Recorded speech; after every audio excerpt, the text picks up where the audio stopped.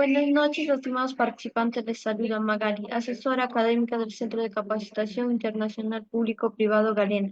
Agradezco la participación de cada uno de ustedes al diplomado de farmacología desde la etapa pregestacional hasta el puerperio, con el módulo de farmacología del dolor en obstetricia y farmacología hormonal. A cargo de la ponencia de hoy estará la obstetra Rosa Sánchez, Cabezas desde Perú. Antes de comenzar con la ponencia, les dejo algunas recomendaciones. Por favor, mantener sus micrófonos y videos apagados durante toda la ponencia. Ante cualquier duda o consulta, lo va a responder la doctora al final de la ponencia. Para los participantes que deseen solicitar la clase grabada más material de estudio y certificación, les dejo los números en el chat. Buenas noches, doctora. ¿Puede comenzar con la ponencia? ¿Qué tal? Muy buenas noches. Ahorita les voy a compartir el material en un momento.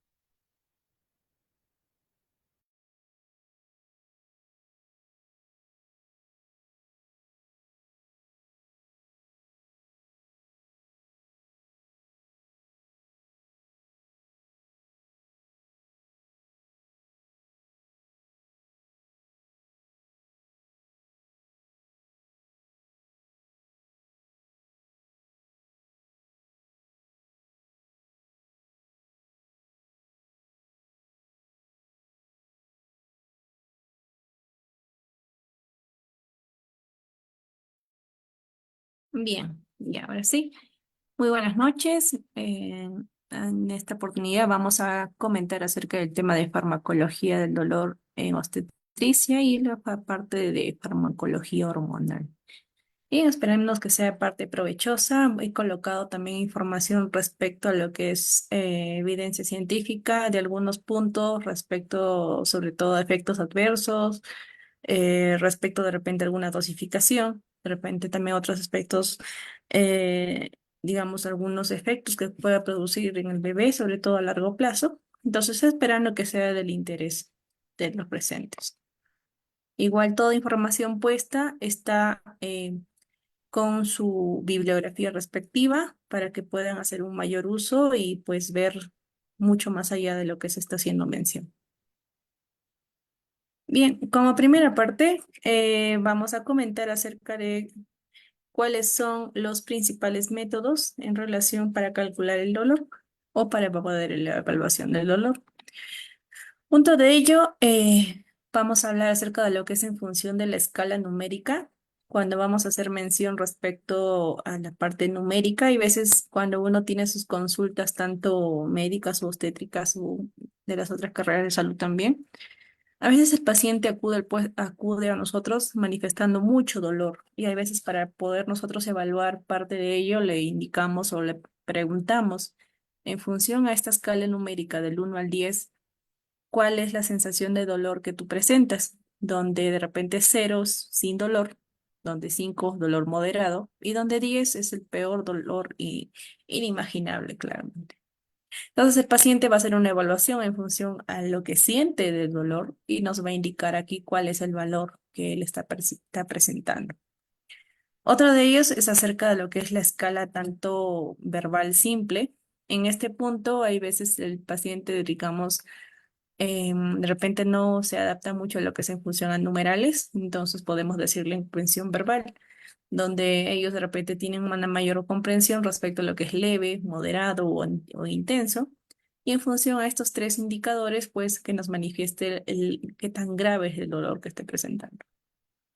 Asimismo, tenemos la escala visual analógica, donde parte de una línea tanto horizontal, más o menos de 10 centímetros de longitud, va a ser lo que es la medición y colocar el puntero y indicar pues cuánto es la función del dolor que está presentando.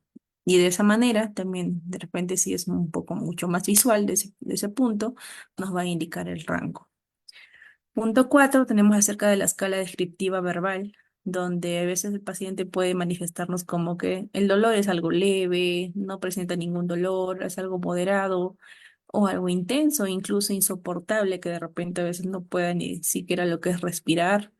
Y eso pues genera netamente la molestia a largo plazo cuando incluso de repente quiera comer, cuando quiera tomar agua, no lo va a poder hacer. Tenemos acerca también lo que son las escalas de expresiones faciales. acerca de repente con imágenes de rostros, con esas expresiones faciales que van desde la felicidad hasta parte incluso de una fase manifestando un dolor extremo. Punto 6 tenemos lo que es una observación del comportamiento también no verbal. En este punto vamos a hacer lo que es complementar de cierta manera la escala de autoevaluación del dolor. Quiere decir que vamos a evaluar el dolor en estos casos que no puedan comunicarse adecuadamente. Eh, Vamos a requerir obviamente de un personal que esté más capacitado de este punto, de la parte no verbal. Y importante, sobre todo en este punto 6 hay que tener en cuenta lo que son los factores tanto culturales y personales que van a influir en la expresión del dolor. Ahora vamos a su siguiente punto. Bien, acerca de lo que vendría a ser la fisiopatología del dolor en obstetricia. Vamos a manifestar que parte de ello es acerca de lo que es el dolor durante el parto como tal.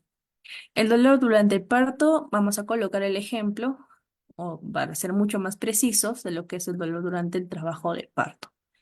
Entonces, parte de ello en la fase inicial como tal de este primer periodo, hay presencia, digamos, durante esta fase de dilatación. Nos vamos a ubicar en la función del cuello uterino, donde este dolor se va a originar principalmente producto de las contracciones uterinas dentro de esta fase inicial. Es cuando inicia el trabajo de parto. Entonces, este dolor va a ser principalmente de tipo de origen tanto visceral, originado por una activación tanto de ciertos elementos como son los nociceptores, tanto a nivel del útero, el cuello uterino, y este dolor, como menciona en esta parte, va a manifestar perteneciente a las vías aferentes viscerales del dolor, entran tanto en la médula espinal a nivel de la T10 y la L1, justamente en la parte de la zona lumbar. Entonces, ahí se percibe como tanto un dolor algo tanto difuso, sobre todo a nivel del abdomen inferior y la región también lumbrosacral. Va a ocurrir lo que es justamente la dilatación cervical, va a surgir la distensión baja del útero y presencia pues de este proceso conjuntamente a lo que conllevaría una contracción uterina. Entonces, tanto esas vías motoras uterinas salen de este nivel a nivel de la T7 y la T8.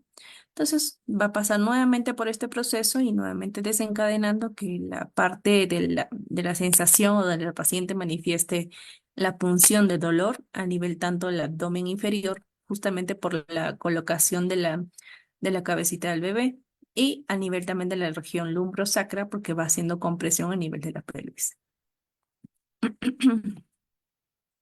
Bien, ahora al parte de la siguiente fase, en relación a la fase de expulsión, tanto como fase tardía en relación al primer periodo o segundo periodo, tenemos que a medida que va pasando, este trabajo de parto va progresando hacia finalmente conseguir a la fase expulsiva.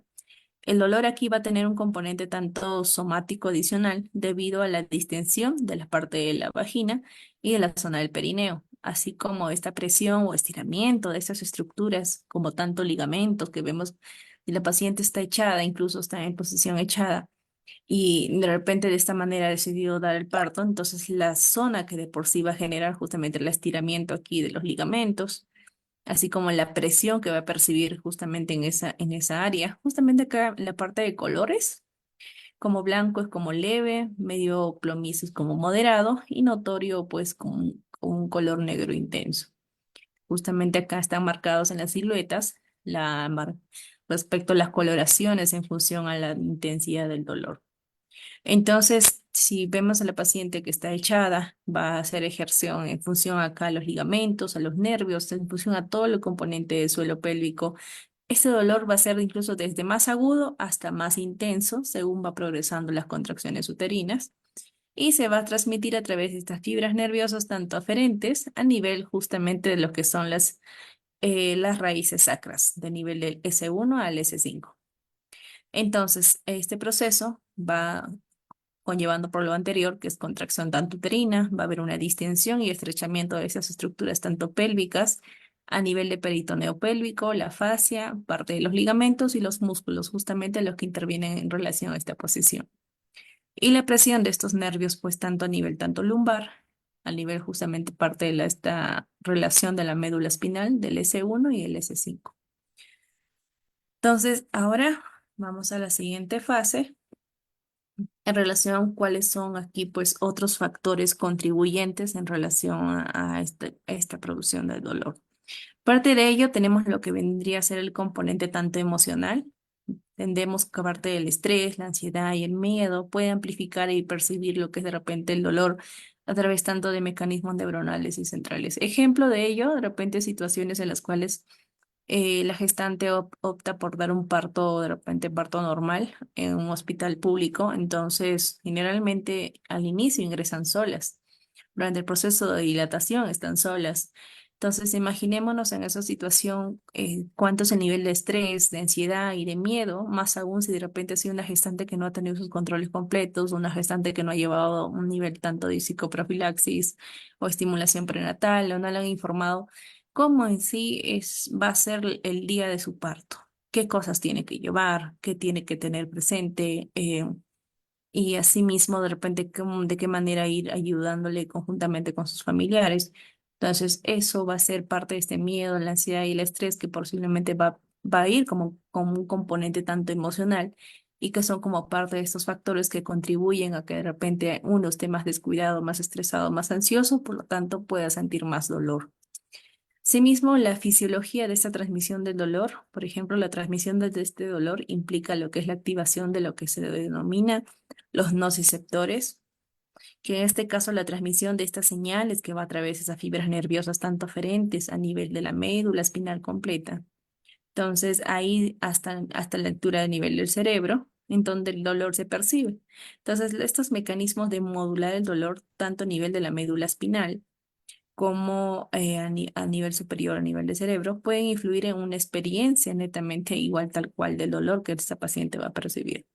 Por ende, en esta situación, el manejo efectivo del dolor, tanto a nivel obstétrico, en este caso, requiere de un enfoque tanto multidisciplinario. Quiere decir, no solamente lo vamos a abarcar lo que es la obstetra, vamos a abarcar también de repente si tenemos la ayuda de un psicólogo en este momento, de repente si tenemos la ayuda también de un profesional de ginecología, medicina, enfermería, todos ellos son partícipes y nos va a apoyar a que podamos tener una mejor intervención con el manejo de nuestro paciente.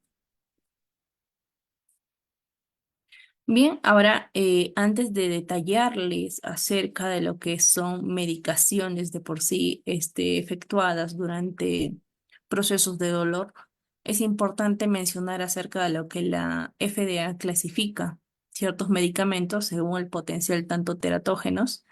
A esto le hace énfasis lo que ellos le clasifican como A, B, C, D y X, que justamente son parte acerca de las categorías que van en relación a ciertos medicamentos que se van a hacer uso. Donde categoría A es que no se ha observado riesgo para el feto en el primer trimestre. Categoría B, en animales no hay teratogenicidad y si lo hay, pues, pero no se ha confirmado en mujeres. Categoría C es teratógeno en animales, por lo tanto nos damos la advertencia. Categoría D es teratógeno en humanos, pero en peligro de muerte materna se podría utilizar de repente. Y categoría X es un teratógeno en humanos y sus riesgos superan los posibles beneficios. Es decir, nada de usarlo tampoco. Entonces, parte de ello, acá les coloqué una tablita acerca de cuáles son los medicamentos más frecuentes utilizados durante la gestación en función de su seguridad. Entonces, en relación a aquellos que estén contraindicados como tal, tenemos acá toda una lista completa. Entonces, para no discriminar de repente otros ciertos medicamentos que sí estemos haciendo uso, muy aparte de decir cuál es el tema en función a analgésicos. Entonces, tenemos aquí aquellos que también estén permitidos en situaciones especiales, igualmente solo situaciones especiales. Por ejemplo, parte de aquí el aciclovir, el albendazol, que también se le está indicando, el amicacin, que es cierto, una amicacina, un cierto antibiótico, y así hasta mismo de estos otros demás ejemplos. Aquellos que sí estén probablemente seguros, la amoxicilina como tal en situaciones como en ITU que estamos indicando, la ampicilina, la cefazolina, cefazotin, y bueno, todos, sobre todo que inician con C, cefastria. Estos ciertos medicamentos, bueno, ciertamente lo vamos a indicar de una mejor manera cuando ya hemos solicitado sobre todo lo que es un urocultivo con antibiograma, ejemplo en situaciones de infecciones urinarias. Entonces, de acuerdo a ello, vamos viendo cuál es la clasificación en relación a estos medicamentos y de repente están como resistentes o están sensibles o de repente están como intermedio para su uso. Entonces, teniendo sobre todo el mejor manejo, haciendo la orientación del caso y viendo pues que el paciente también cumpla con su medicación, porque si no cumple con la medicación, ahí la probabilidad de esa resistencia se va haciendo más alta en este caso. Igualmente, para más información respecto a la tablita completa de todos los medicamentos en relación a gestantes, acá en la parte inferior les he colocado el link donde van a acceder y van a ver toda la medicación y teratogenicidad en relación a lo que usamos pues aquí en gestantes. Bien, entonces entramos al tema ahora sí de farmacología como tal, de los analgésicos. Entonces tenemos a los que son aquellos analgésicos no opioides. En este caso, vamos a comentar acerca de lo que es el famoso uso en relación al paracetamol. Porque como sabemos, el paracetamol es un medicamento que de repente en algún momento una gestante nos dice, tengo dolor de cabeza. Ok, paracetamol. He tenido un leve golpe, una caída, ok, paracetamol. Entonces, ciertas situaciones en las cuales vemos como algo leve, pero en función al dolor que nos pueda manifestar el paciente, sobre todo gestante, e indicamos pues lo que es el famoso paracetamol. Entonces, en este caso, vamos a hacer igualmente una detallada manifestación respecto al paracetamol como parte principal, cómo es que actúa este medicamento. Entonces, este medicamento como tal va a actuar a nivel de que inhibir lo que es la síntesis de prostaglandinas a nivel del sistema nervioso central.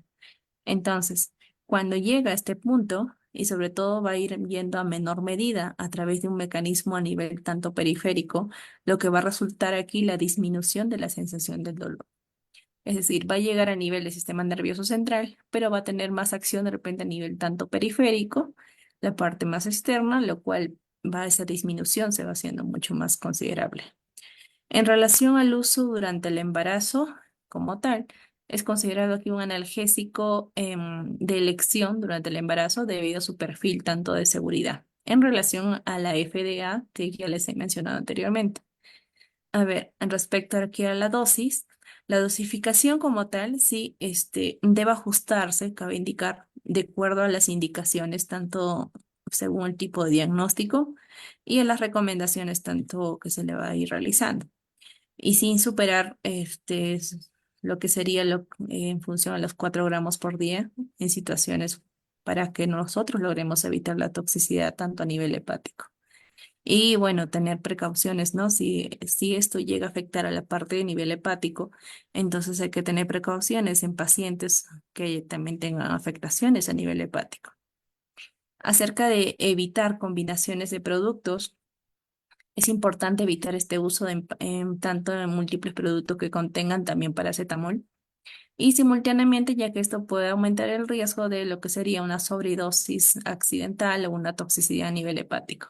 Por ejemplo, aquí en Perú tenemos el famoso lo que es el Dolodran o Dolocolodran y en esos casos pues trae lo que es el diclofenaco y el paracetamol, imaginando que de repente anteriormente ya le han indicado también el paracetamol como tal y hay ciertas medicaciones, pues, de nivel tanto privado, de repente también de parte de farmacias que tratan de innovar ofreciéndole un poquito más en relación a poder bajar estos niveles de dolor. Entonces hay que tener precaución cuáles son los componentes como tal. Sí, ahora vamos a ver, sé que parte del uso del paracetamol como tal lo vemos como en sí, como en esta ficha, ¿no? Lo vemos como una parte tranquila, una parte de seguridad, una parte que lo podemos dar, pero sin embargo he encontrado cierta investigación en relación a lo que es el uso como tal del paracetamol. Entonces de repente va a ser de vital interés para las personas que estén justamente en en este curso. Entonces, como parte de esta investigación, justamente nuevamente en la parte inferior les he colocado el link de lo que les estoy mencionando. No es información inventada. Entonces, parte de ellos de 2014, el otro de 2010. Entonces, acerca de esta investigación, nos hace mención que hay estudios que relacionan con lo que sería el trastorno por déficit de atención, o más bien llamado como parte de una hiperactividad, y también lo que sería unas criptorquidias. Ahora, en relación a lo que es la criptorquidias, les he colocado aquí una imagen, justamente acerca de lo que vendría a ser en relación a la posición tanto testicular. En esta figura tenemos la posición tanto testicular, donde los testículos están mal descendidos y pueden hallarse en el camino tanto normal del descenso, llamándose criptorquidios o bien encontrándose fuera de este camino normal, o llamándose también lo que sería ectópicos. Entonces, esto es una, digamos, una parte en relación a la parte de la reacción adversa, o la parte de negativa, en relación justamente al uso como tal del paracetamol. En el 2017, con estos ajustes tantos estadísticos que ya se dieron con investigaciones mucho más adelante, correspondientemente a esto, informaron que solo había un riesgo en relación al trastorno de hiperactividad cuando se hacía un uso por más de 29 días.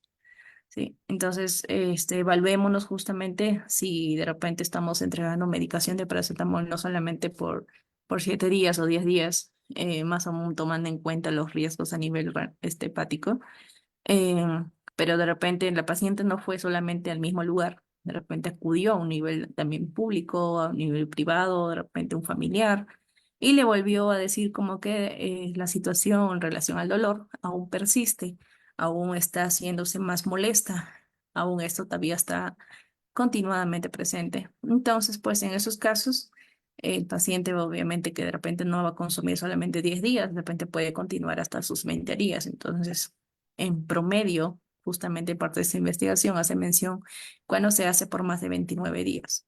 Entonces, justamente ha manifestado que tiene cierta relación con lo que sería con el déficit de atención por hiperactividad.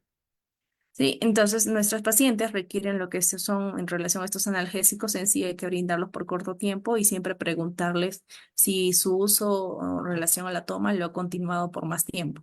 ¿Sí? De manera que en esas situaciones no caigamos en esta sumatoria de llegar a esta cantidad de días, pues que corren riesgo. Ahora sí, ahora vamos a hacer acerca de lo que vendría, vamos a hablar de lo que es el ibuprofeno como tal, también que es otra medicación indicada constantemente, parte de una consulta médica, una consulta obstétrica o una medida tanto ambulatoria. En relación, pues, al paciente de repente diga, no, el paracetamol no me hace nada, necesito lo que es una medicación un poco más fuerte, entonces puedo hacer la indicación de lo que vendría a ser el ibuprofeno. En el caso del ibuprofeno, eh, como tal, lo vamos a meter dentro del grupo en relación a los AINES. Entonces, no solo tenemos lo que son el ibuprofeno, como el que más es conocido, sino tenemos también aquí lo que es el famoso naproxeno y lo que también es el diclofenaco. Entonces, estos ciertos, lo que son, lo denominamos como tal antiinflamatorios no esteroideos o nivel de AINES, pues actúan inhibiendo lo que es a nivel de la enzima ciclooxigenasa, lo que resulta que hay una disminución de la producción a nivel de las prostaglandinas. Entonces, al suceder esta disminución, van a estar involucradas con la generación de la inflamación, de repente en situaciones que se presenten con fiebre y dolor. Ahora, en función al uso del embarazo, los AINES se van a utilizar con precaución durante el embarazo, especialmente, sobre todo, hay que precisar, sobre todo durante la etapa del tercer trimestre.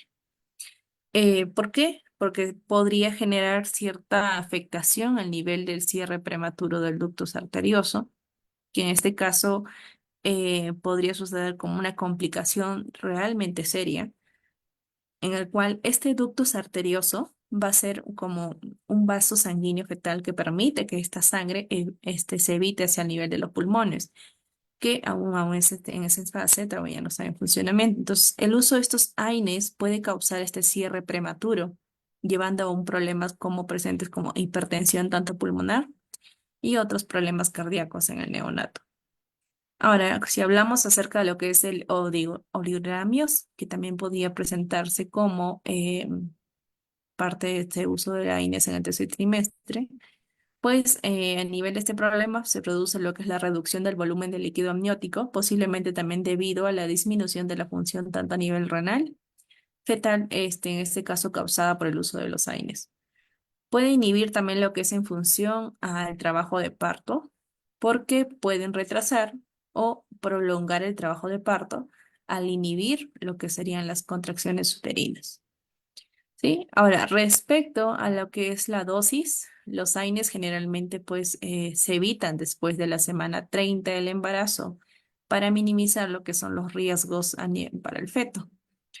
Si de repente, si se requiere su uso, se hace bajo estricta supervisión y recomendado que sería por el menor tiempo posible. Es crucial que parte de este manejo del dolor en embarazadas con el uso de estos medicamentos se realice bajo la supervisión de un profesional de la salud, porque no hay que decirle como que de repente tienes dolor en otro momento, tienes sangrado, vuelves a tomar lo mismo, la misma receta. Siempre hay que hacerle una evaluación previa, más aún sabiendo esta parte del daño que puede ocasionar a nivel de tercer trimestre. Y enfatizando que sobre todo se hace lo que es evitar el uso después de la semana 30 del embarazo. Ahora sí, igualmente vamos a ver una parte de evidencia en relación al uso del ibuprofeno. Entonces, en este caso, nos mencionan que lo relacionan con lo que es un embarazo tanto prolongado y el sangrado presente en relación al posparto. Han hecho un uso de lo que es la indometacina y en unión con el naproxeno, conllevando lo que sería una dificultad respiratoria en niños prematuros por presencia del cierre prematuro en relación al ductus arterioso. Y en otro trabajo hace mención acerca del ibuprofeno, que dice que mostró que sí está asociado en relación de abortos, por lo cual lo que en este caso no se recomienda es usar este AINE cuando hay antecedentes de abortos tanto recurrentes. Sí que a veces cuando hay presentes, sobre todo hemos tenido pacientes con sangrados durante el primer trimestre, le hacemos la indicación inmediatamente de ibuprofeno sin haberle preguntado. Hay veces justamente parte en relación de repente hacerle su gesta para y decirle, ¿has tenido abortos anteriormente? ¿O estos abortos han sido de forma frecuentes? ¿Y cómo lo has manejado? Entonces, más aún por ese caso, entonces el ibuprofeno en esas situaciones con abortos recurrentes, no hay que hacerle el uso de repente tanto sistemático o robotizado de que todos los casos consagrados tengo que dar ibuprofeno. Hay que ver esta parte en relación a abortos recurrentes también. Entonces, por ejemplo, en relación ahora, en relación justamente a lo que vendría a ser en parte de abortos recurrentes, digamos, ¿por qué este afectaría, no? Yo también en un momento me puse a pensar por qué afectaría de repente en función a estos abortos recurrentes. Porque justamente si vamos a hacer mención a nivel de las prostaglandinas, ellas van a estar relacionadas con lo que es en función a la dilatación del cuello uterino y las contracciones uterinas necesarias durante el proceso aquí del parto. Entonces, las contracciones uterinas van a ser necesarias, sí, durante el parto, pero no antes. Lo que sugiere que los AINES podría afectar negativamente estos procesos si se utilizan también cerca, pues, del término del embarazo. Entonces, hay que tener cuidados en ambas situaciones, tanto primero como parte del último trimestre. Entonces, esta evidencia como tal, las primeras etapas del embarazo, va a ser como un periodo crítico para nosotros porque se va a ir dando el proceso de implantación del embrión y aquí pues va a surgir también el desarrollo tanto temprano, va a ir la formación justamente del proceso de la implantación. Entonces, hay que tener cuidado en estas situaciones con historial de abortos tanto recurrentes y, bueno, cabe indicar que son definidos como de 2 a más pérdidas de embarazos de forma consecutiva. Entonces, de esta forma va a ser de repente más susceptible a cualquier factor que pueda comprometer lo que es a nivel, si hacemos mención, lo que es la implantación y el mantenimiento como tal del embarazo. Sé que en otras situaciones, si hablamos a nivel farmacológico, cuando ya no hacen de repente una buena función a nivel de ibuprofeno, a veces estamos indicando lo que es la progesterona micolizada, también lo damos como parte para ayudar a salvaguardar este primer trimestre de gestación. Entonces podríamos ir viendo nuestro manejo, ir evaluando en función al tipo de paciente que uno va teniendo y viendo cuál es la mejor elección para ese caso. Ahora, en función a estas 2 medicaciones que les he mencionado, a estos 2 grupos tan importantes, por eso que les he puesto un poquito más de evidencia científica, vamos a hacerlo en relación también a lo que vendría a ser advertencias. Hay que tener en cuenta la edad gestacional. Punto uno de ellos es que no se debe utilizar lo que son los AINES, a pesar que estén clasificados a nivel de la FDA con nivel B y D en función a nivel del tercer trimestre, por encima de la semana 28 de gestación, porque produciría lo que es oligodramios y que puede producir el cierre prematuro del ducto arterioso fetal. Justamente en función al caso anterior, que le hacía mucho más énfasis a estos casitos, pero también hacer mención acerca de los oligodramios. Hay otra medicación a nivel, pues, de lo que vendría a ser en relación a las familias del paracetamol, lo que vendría a ser el ibuprofeno. Tenemos en vía inyectable lo que vendría a ser el metamisol, que está clasificado como nivel C, pero que está contraindicado el uso, sobre todo en el tercer trimestre de embarazo. Hay que tener cuidado en el uso. Si en algún momento tenemos una gestante tanto de 35 o 37 semanas y que viene de repente por una fiebre, entonces averiguar principalmente el motivo de la fiebre, e ir viendo también que este motivo obviamente esté fundamentado, esté justificado, si vamos a hacer el uso del metamisol sobre todo. Yo a manera personal no hago esta recomendación del uso de metamisol, pero siempre nunca está de más mencionar que el uso de ciertas medicaciones, siempre debiendo mencionar la parte positiva y la parte negativa y la parte de efectos adversos, va a estar en el manejo de cada uno de nosotros. Bien, ahora acerca del paracetamol como tal, es nuestra el primer fármaco de elección, pero si es que toman en cuenta en función a la investigación que les he mencionado, no hay que excedernos por más de 28 a 29 días en ese lapso de su uso continuo, claro. Hay otro que es el ASS, el ácido acetilsalicílico, más conocido como la parte de la aspirina, que está clasificado a nivel D, que en estos casos puede haber lo que es en función de presentar un riesgo de hemorragia, tanto a nivel periparto y también alteraciones a nivel de la función plaquetaria. Entonces, en este caso también, sobre todo del recién nacido, cuando se den en situaciones de dosis mayores de 80 miligramos por día. Sí es seguro su uso durante el primer trimestre y el segundo trimestre, pero aún hay investigaciones respecto a su uso del tercer trimestre. Sin embargo, en un momento he visto alguna investigación que hacía mención de la aspirina para situaciones de gestantes que de repente tienen como bebés gemelares. En esos casos hacían su uso de repente para tratar de salvaguardar o prevenir lo que es en función a la preeclampsia. Entonces también hay investigación respecto a este caso con el uso de la aspirina. Ahora, en función de ibuprofeno, tiene un nivel tanto B o D, de repente va a ir en función de qué trimestre estemos comentando. Entonces, en estos casos, puede, tanto como parte también naproxeno, puede inducir lo que es el oligamios y puede ser reversible y funcionar de repente, generar lo que es aquí en función del ducto arterioso. Y va a ser seguro usarlo hasta la semana tanto 28, ¿sí?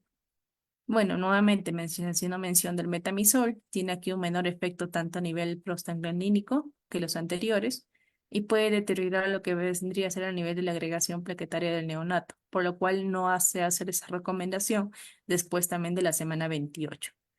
Si quieren de repente ahondar muchos más puntos en relación a otros tipos, otras familias de medicamentos o parte de estos estudios de cada uno mencionado, porque es un resumen realmente, un resumen bien pequeñito que he tenido que hacerle y sacado sobre todo la parte de qué semana en específico me están hablando, lo podemos ver a través de este link que justamente le va a dar todo el informe completo de esta guía mencionada. Y entonces vamos a avanzar así. Bien, igualmente la FDA ha hecho una publicación en el año 2020, en el mes de noviembre, haciendo énfasis a que la FDA recomienda que evitemos el uso de medicamentos de AINES, considerado como AINES, durante la etapa del embarazo a partir de la semana 20 en adelante, porque pueden reducir lo que es el nivel de líquido amniótico. Entonces, en esta parte de la investigación como tal, en el cual nos está haciendo parte de esta advertencia, y mira, no ha pasado tanto tiempo porque es 2020, también parece algo sorprendente porque generalmente en relación a las consultas como tal, hace de repente una medicación o una prescripción poco más fluida en relación a los AINES porque vemos como que algo que no, que no podría hacer daño a la gestante. Sobre todo tenemos mucho cuidado con el uso de medicamentos durante el primer trimestre.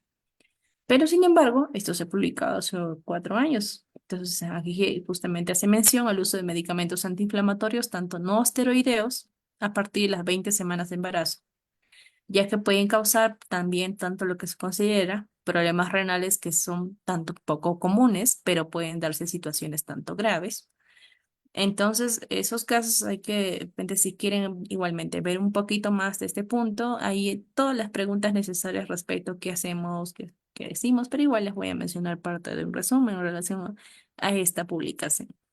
Pero, bien, como sabemos como tal, en relación al AINE, lo utilizamos para en relación a lo que es aliviar el dolor y reducir la fiebre. Entonces, estos incluyen medicamentos, por ejemplo, en situaciones como aspirina, ibuprofeno, tanto naproxeno, diclofenaco, o hasta situaciones como celecoxib.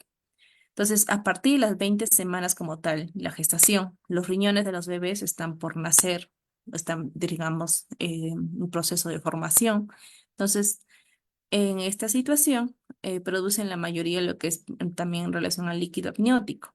Y durante esta fase, por lo cual estos problemas renales, digamos que hay un proceso que interviene a tratar de inhibir un proceso y el cual también está en un momento en el cual necesita crecer, necesita producir, por lo cual estos problemas renales pueden provocar lo que vendría a ser parte de un descenso de los niveles de estos líquidos. Y entonces este líquido amniótico en sí va a proporcionar lo que es una serie de colchón tanto protector, pues, ¿no? Como tal, bueno, vemos a nivel tanto estructural el componente de dónde está ubicado el bebé. Entonces proporciona como sería un colchoncito protector y ayuda a que este desarrollo de estos pulmones, tanto también a nivel digestivo y a los músculos también del feto. Entonces, si hablamos también en relación a los músculos, vemos que también cierta acción del AINE va a ser el hecho de repente de desinflamar, el hecho también de actuar y justamente generar este nivel, de bajar el nivel del dolor. Entonces, para estos casos y situaciones con AINES recetados, estamos exigiendo que, pues, o están haciendo mención que se hace que se presente cambios respecto a la prescripción de los dos riesgos que podrían presentar tanto problemas renales en los bebés que estén incluso aún por nacer. Por lo tanto, nuevamente haciendo un énfasis en relación a ello, es que es a partir de las 20 semanas al lugar de repente hasta las 30 semanas que actualmente durante este rango aún están en proceso como que hay sospechas, pero por lo tanto hacemos esta advertencia desde ahora, durante estos días, durante las 20 30 semanas. Y hasta otras situaciones también nos ha hecho mención a que pueden causar problemas a nivel cardíaco, a nivel del feto. Entonces, si de repente, ¿no? Siempre advertencias también nos colocan como que de repente tienes un pase o tienes una posible solución. El uso del AINE durante las 20 30 semanas debe como tal limitarse a la dosis más baja posible, así como en el caso de la investigación respecto al paracetamol. Por lo tanto, estos cambios en la información a nivel tanto de la prescripción que se le va a hacer, debemos considerar la posibilidad también de vigilar, es decir, mientras que estemos dando los AINES como tal, durante los días que estemos indicando y durante estas semanas, 20 30 semanas, debemos vigilar a nivel tanto ecográfico, lo que vendría a ser en función al líquido amniótico con ultrasonido, para ver si de repente, sobre todo, extendemos un tratamiento por más de 48 horas. Es la recomendación que nos va a dar si de repente aún queremos continuar con el uso de AINE durante esta etapa gestacional. Bien, ahora acerca de lo que son los analgésicos opioides, vamos a hacer mención de lo que es la meperidina, que también es más conocido como meperidina, pero es la petidina como tal. Parte de este mecanismo de acción va a implicar lo que vendría a ser la unión de estos receptores opioides, lo cual aquí va a reducir la percepción del dolor y la respuesta emocional también al dolor. Entonces, este mecanismo de opción, tal cual va a implicar lo que es la unión de receptores a nivel de opioides, y vamos pues concluyentemente a obtener este resultado que va a reducir lo que es la función del dolor.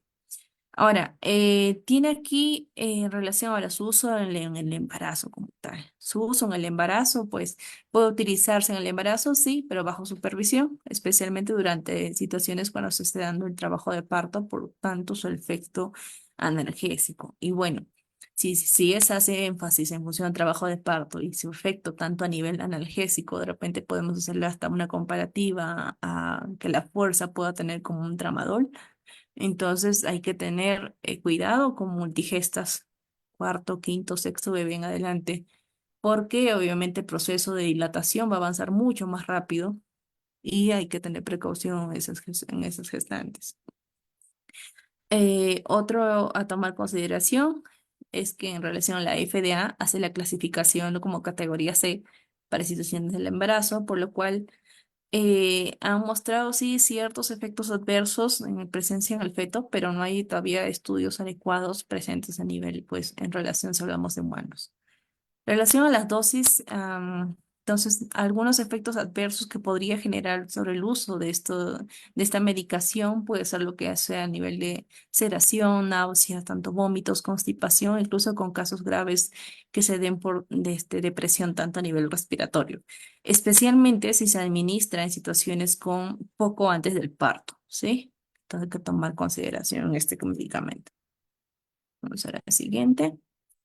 Ahora, ¿qué advertencias hay que tener en cuenta de la medicación anterior? Es que en este caso, por ejemplo, la codeína ha sido asociada con presencia de malformaciones tanto a nivel respiratorio. Por lo tanto, hay estudios más recientes no han encontrado, digamos, esto se decía antes, es decir, y parte de estos estudios en relación más reciente no han encontrado esta asociación y pueden usarse en embarazadas. ¿Sí? Entonces, eso es como el que antes y el de ahora. La meperidina no debe usarse en dosis repetidas por estar asociado a lo que sería mioclonía o convulsiones del acúmulo por metabolito o la presencia, pues, aquí de la normoperidina. Mioclonía, perdón, como tal, les colocaba aquí el ejemplo justamente de un bebito cuando no tiene control de estos impulsos tanto a nivel muscular, por lo tanto puede asociarse también con convulsiones por presencia de estos acúmulos a nivel de su metabolito. En relación a sus intermedios de uso, bueno, justo le hacía mención del tramadol, está clasificado como nivel C. No hay publicaciones, digamos, respecto a los efectos adversos tras la exposición del tramadol en gestantes. Y como que tener mucho más cuidado de repente como parte mayor, el fentanilo y la morfina, también clasificados como nivel C a nivel de FDA. Se prefiere el uso de fentanilo en la morfina en periodos tanto largos de tiempo, digamos por efectos de esta sobrevasoconstricción a nivel cerebral fetal y a nivel placentario, aunque en situaciones con episodios agudos se pueden dar con el uso puntual, pero con sumamente cuidado también. Bien, ahora acerca de lo que es el analgésico a nivel local, que también hacemos uso para situaciones también de repente por que se realiza una episiotomía. Em, Ahora, o situaciones a nivel de cirugías menores.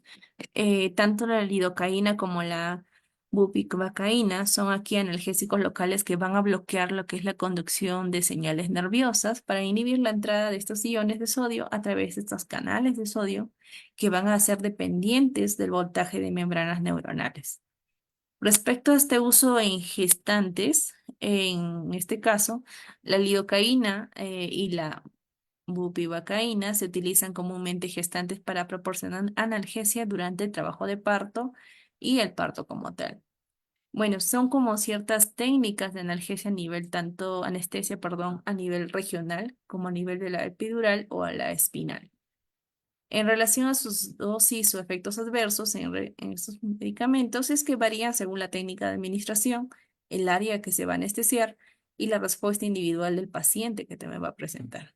Como efectos adversos también que hay presente y que tener en cuenta es que se pueden dar lo que es la hipotensión, sobre todo si la administración de la anestesia regional puede provocar a nivel de, digamos, una caída de esta presión arterial, sobre todo cuando se usa un bloqueo epidural tanto completo.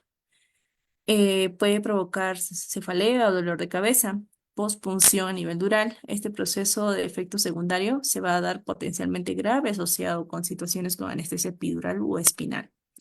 Situaciones como que si se hace la perforación accidentalmente de la dura madre.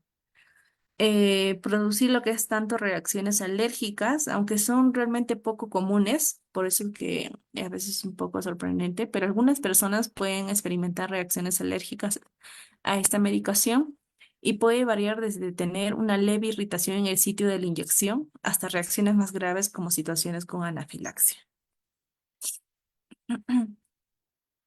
Bueno, como medida de advertencia es en relación la medicación anterior, que los riesgos potenciales, aunque son raros. Hay ciertos riesgos asociados con la administración de estos analgésicos locales, incluido lo que es, les hacía mención, lo que es la hipotensión, el dolor de cabeza, postpunción de la dura madre, reacciones alérgicas y en casos extremadamente raros que produzca daño neurológico permanente.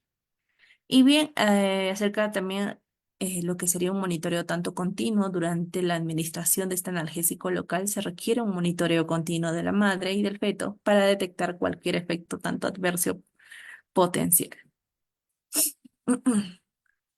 Ahora vamos a hacer mención a lo que son las hormonas involucradas en este ciclo menstrual, la gestación y el parto. En relación a las hormonas que intervienen durante el proceso de ciclo menstrual, vamos a comentar acerca de lo que es el estrógeno, haciendo un recordar que el estrógeno como tal va a ser producido principalmente por los ovarios, justamente principalmente por a nivel de los ovarios. Y el estrógeno, bueno, va a promover lo que es el desarrollo y la maduración del endometrio para hacer justamente lo que sería la preparación para la implantación del nuevo óvulo, del óvulo fertilizado. Y bueno, también va a estimular lo que vendría a ser a la liberación de la hormona luteinizante que va a desencadenar lo que vendría a ser la ovulación. Si hablamos acerca de la progesterona, va a ser secretada tanto a nivel del cuerpo lúteo, entonces a nivel de este cuerpo lúteo, eh, en la situación a nivel, ¿no? Justamente a nivel de los ovarios, después de que se dé el proceso aquí ya de la ovulación, pasado a nivel de la ovulación. Entonces la progesterona va a preparar el endometrio para que se dé el proceso también aquí de la implantación del óvulo fertilizado y va a ayudar lo que es a mantener el embarazo temprano si es que, bueno, si es que ocurre lo que vendría a ser la fertilización. Si hablamos de la hormona luteinizante, va a ser producida por la glándula pituitaria. Vamos a ir a nivel superior, nivel del cerebral, donde la LH aquí va a aumentar bruscamente digamos, a la mitad más o menos del ciclo menstrual, justamente para el día 14 más o menos. Y va a ser lo que desencadenar la ovulación, va a proceder el proceso de justamente de todo este proceso de la ovulación y va a estimular la liberación de nuevo óvulo para que salga un nuevo óvulo y justamente sucede lo que es la maduración tanto del folículo ovárico. Ahora, si hablamos de la FSH, la folículo estimulante, también secretada a nivel tanto cerebral en la parte superior de la glándula pituitaria específicamente, y va a estimular lo que vendría a ser en relación al crecimiento, al desarrollo de estos folículos, el desarrollo durante este proceso, eh, a nivel justamente también de los ovarios. Entonces, el ciclo menstrual como tal se va a dar, digamos que aquí va a estar regulado por justamente por este conjunto de hormonas. Entonces, que tiene mayormente de ellas va a tener lugar a nivel ovárico y a nivel también tanto del sistema endocrino. Entonces, las principales tanto hormonas, si hablamos ahora en relación a lo que es la fase folicular temprana en este proceso, la glándula pituitaria a nivel superior va a secretar primeramente lo que vendría a ser la FSH, que estimula el crecimiento y desarrollo de estos folículos a nivel ovárico. A medida que estos folículos tanto maduren, van a liberar lo que es el estrógeno en la sangre y va a ir aumentando estos niveles de estrógeno y se va a inhibir la producción ahora de la FSH. Y se inicia también lo que es la selección de un folículo tanto dominante. Entonces, durante esta maduración, el proceso de selección, tenemos aquí nuestro folículo ya dominante. Ahora nos vamos al proceso tanto de la ovulación. En el proceso de la ovulación, este folículo dominante como tal secreta grandes cantidades de estrógeno. La cantidad de estrógeno, por ende, como tal, ven que durante el pico más alto es para el día 14, lo que provoca un aumento repentino de esta hormona luteinizante a nivel, justamente si vamos a nivel cerebral, a nivel de la glándula pituitaria. Entonces, ese nivel también ahora de la LH desencadena lo que es la ovulación, liberando aquí justamente ya liberó lo que se menciona al lóbulo maduro del folículo ovárico de la parte inferior hacia la trompa de Falopio. Entonces va justamente a iniciar el proceso de migración.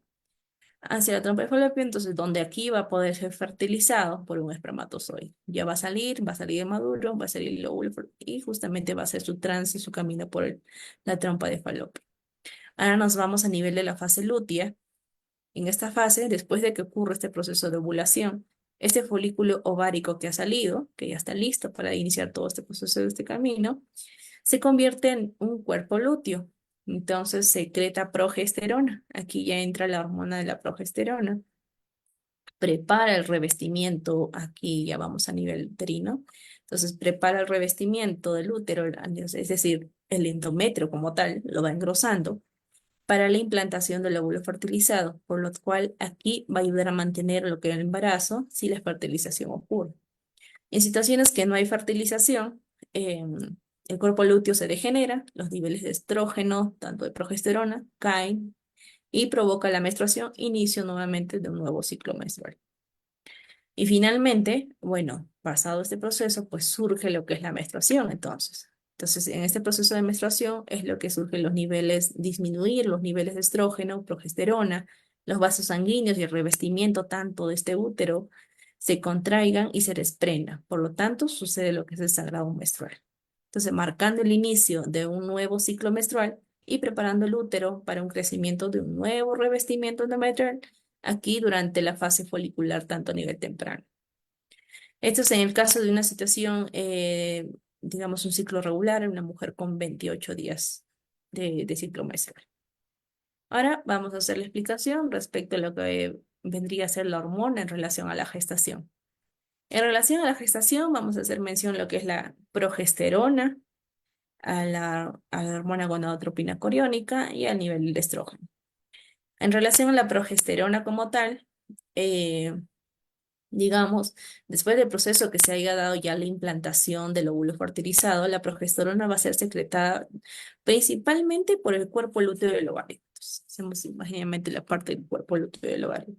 Y luego por la placenta a medida que ésta se va a ir desarrollando durante la fase del proceso.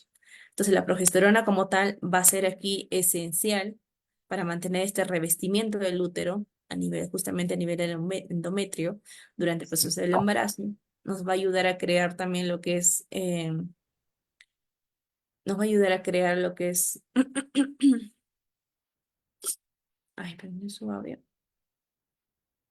Ok. Entonces, la progesterona nos va a hasta promover aquí el desarrollo de las glándulas también mamarias para la preparación de la lactancia. Si mencionamos acerca de la gonadotropina, como tal, aquí, bueno, secretada por las células del sincitio trofoblast, nos va a ayudar a mantener el cuerpo lúteo, incluso también duplicar hasta parte de ese tamaño. Esta hormona va a ser esencial en las primeras etapas del embarazo para mantener activo lo que es el cuerpo lúteo. Por lo tanto, nos va a asegurar que el cuerpo lúteo continúe produciendo tanto progesterona y que va a ser crucial para mantener el embarazo hasta que la placenta pueda asumir esta función. A nivel del estrógeno, bueno, durante tanto la fase del embarazo, los ovarios y más tarde la placenta va a producir lo que son estrógenos, principalmente enfocándome en lo que es el estradiol. Entonces, el estrógeno como tal desempeña también aquí un papel fundamental para durante este proceso que se va a ir dando el desarrollo fetal. Contribuye a lo que es crecimiento, maduración de órganos, de los sistemas del bebé y tantos sistemas, tanto nervioso, pulmón, corazón y los genitales. En relación a la mamá, promueve cambios en el cuerpo de la mamá, aumentan tanto a nivel del flujo, va a ir sufriendo lo que es en función del flujo sanguíneo de los órganos, y la preparación de las mamas para cuando llegue el momento de la lactancia. Y a ver, vamos a ver la parte siguiente, lo que es en función del parto. Ahora, en función del parto, bueno, tenemos la oxitocina, más conocida como la hormona del amor o la hormona del parto. En este caso, cuando se da el trabajo de parto como tal, la oxitocina libera lo que son unos ciertos pulsos desde el nivel de la glándula pituitaria, desde la parte superior, y en respuesta a esta distensión, tanto a nivel, viendo en función a nivel del cuello uterino y la presión que va a ir generando sobre el útero. Entonces, en estos casos, va a ser fundamental para que ella, la oxitocina, logre lo que es inducir y mantener las contracciones uterinas tanto regulares durante todo el proceso del parto. Estas contracciones, bueno, sabemos como tal, nos va a ayudar a dilatar el cuello uterino para que a nivel tanto cervical, la cabecita del bebé también pueda ir descendiendo, ir acomodándose en función a este lugar y a expulsar al bebé a través justamente del nivel del canal del parto. Además, otro punto importante de la oxitocina es que promueve lo que es la lactancia materna, estimula la contracción de las células mioepiteliales que van a ir hasta este nivel, alrededor sobre todo específicamente de los alvéolos mamarios, y va a facilitar la eyección tanto de esta leche materna. Si hablamos de las prostaglandinas, son producidas por el útero como tal, y como las membranas tanto, si hacemos mención membranas tanto fetales, de placenta. Y durante este trabajo de parto, las prostaglandinas juegan un papel crucial, lo que vamos, si vamos a hablar en mención a nivel de cuello uterino y la preparación del útero para las contracciones uterinas. Van a estimular lo que es la actividad contráctil de este músculo y ayudando lo que es a iniciar y promover también en función del trabajo de parto. Si hablamos del cortisol como tal, es una hormona que va a ir producida, por lo tanto, a nivel superior de las glándulas suprarrenales en respuesta del estrés u otras señales que se están dando. Y durante este proceso de tanto de trabajo de parto, los niveles de cortisol van a aumentar tanto en la madre como en el bebé. Entonces, esta hormona nos va a ayudar a preparar al feto para el nacimiento y promover lo que es la maduración de estos pulmones u otros órganos vitales. Entonces, si hablamos a nivel hormonal y lo que es en función del parto, vemos que todos cumplen una función muy específica, una ubicación algo diferenciada, pero van a regular y van a trabajar de manera conjunta para durante que se dé este proceso de trabajo de parto como tal. Su interacción entonces va a ser de manera tanto precisa y equilibrada durante este proceso para garantizar lo que sería pues un parto tanto seguro y efectivo.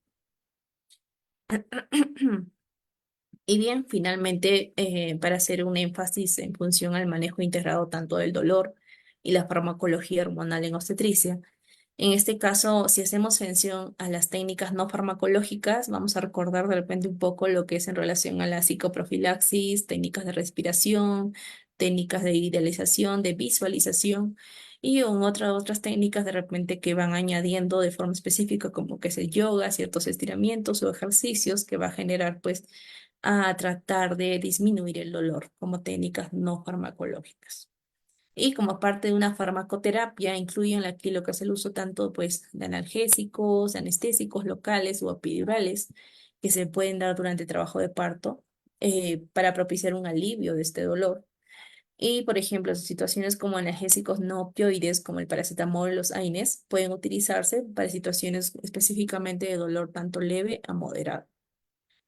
Y como farmacología a nivel hormonal, bueno, es la parte que como tal el cuerpo produce naturalmente hormonas, como hemos hecho mención a la oxitocina, las prostaglandinas, que va a ayudar aquí a promover lo que son las contracciones tanto uterinas y el progreso a nivel final, como final obtenido, que es el parto.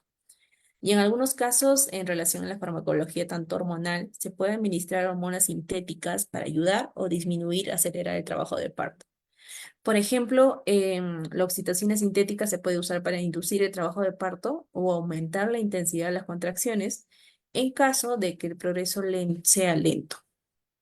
Además, otro punto respecto a la parte hormonal es que se puede usar otras hormonas como son los corticosteroides para ayudar también a madurar los pulmones del bebé en situaciones que se den por partos prematuros. Y bien, finalmente, este manejo integrado tanto del dolor y la farmacología hormonal en obstetricia nos va a proporcionar a nosotros lo que es dar un enfoque tanto personalizado, es decir, viendo la gravedad de la situación, viendo conocidos los estándares o en relación a si el dolor es leve, moderado, severo, o de repente uso puntuaciones para yo ir clasificando este dolor e ir viendo también qué tipo de manejo le voy a ir dando, tanto no farmacológico, farmacoterápico o una farmacología tanto hormonal. Entonces vamos a propiciar el enfoque según también viendo si esto le favorece o le da ciertos efectos adversos. De repente tengo mucho cuidado si estoy dando en tercer trimestre ciertas medicaciones. Y como tal, con la función final de tener lo que es un alivio del dolor durante el trabajo de parto y el parto como tal. Entonces, esto va a implicar una evaluación tanto cuidadosa de cada uno de nosotros en función a las necesidades individuales que pueda manifestar nuestra gestante, así como esta cierta colaboración estrecha, tanto, es decir, no solamente va a ser un trabajo tanto individualizado, sino un trabajo a nivel multidisciplinario, que tomemos en cuenta las opiniones, de repente la experiencia, de repente también tomemos en cuenta la aplicación tanto de investigación científica, que cada de repente, cada cierto dato que me vayan brindando tenga un fundamento. Si yo voy dando cierta información, de repente algo relevante o algo impactante, que yo tenga un fundamento para yo también defenderme en base a lo que yo voy a afirmar. Entonces, finalmente, pues cada uno de nosotros va a hacer este manejo individualizado según los criterios y justamente la parte pro y contra en relación a cierta medicación que vamos a ir usando. Y bueno, hemos llegado hasta la parte final, nos hemos pasado unos minutitos más, pero agradeciendo la presencia de los que están justamente aquí en el curso y esperando también haber llevado sus expectativas en relación al curso. Y bien, ¿alguna consulta que quieran realizar? Tenemos unos minutos.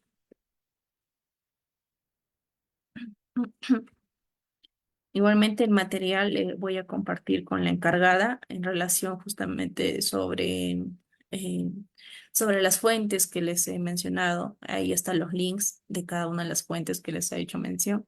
Igualmente lo podrían obtener mucho más rápido el material con la coordinadora del curso.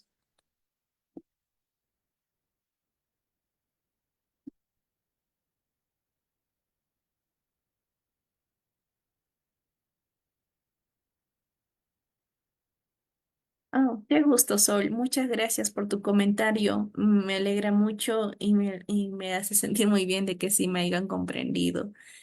Eh, Igualmente, bueno, los vemos así ya la próxima semana y nuevamente voy a traerles novedades en función al curso que estamos llevando. Muchas gracias por haber estado hasta esta parte final y esperando que les vaya muy bien a todos ustedes. Cuídense, por favor.